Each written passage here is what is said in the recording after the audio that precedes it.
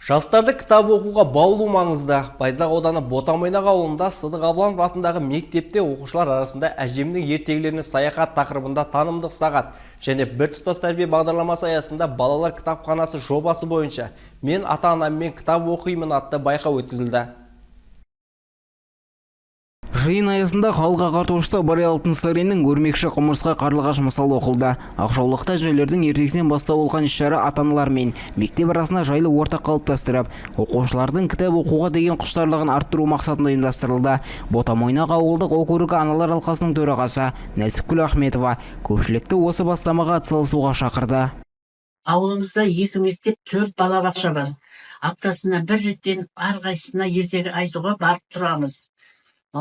Жаста білген тәрбие жас қайыңды игенде демекші, тәрбие тау бесіктен демекші, баланың бойына осы ұлттық құндылығымызды ертегі арқылы насихаттау біздің борышымыз деп есептей отырып, барлық аналарды осындай бала тәрбиесіне мектеп ұжымымен бірлесе отырып, балабақша тәрбиешілермен бірлесе отырып кірісуге шақырамын.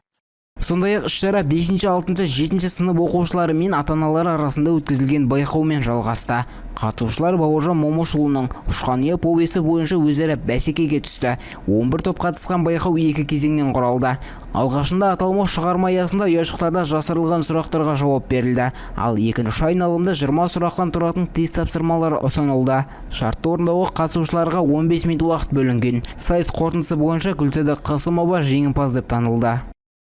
Бүгін мектебімізде отбасымен кітап оқимын атты байқау өтті. Осы байқауда Бауыржан Момышұлының Ұшқания повесі желісінде өткізілді.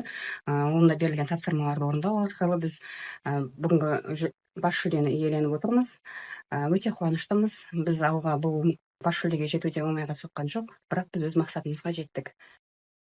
Айта кетейік, жеңімпаздарға диплом және ақшалай сыйлықтар табысталды. Білім алушылардың бойында кітап оқуға деген құштарлығын арттыруға жол ашатын мұндай іс-шаралар алдағы уақытта да өз жалғасын таппақ. Нұрбақыт Мұсатилаұлы, Айжамал Оразалиева, Толжан Төлегенов, Нұрбол Қыстаубек, 24 News.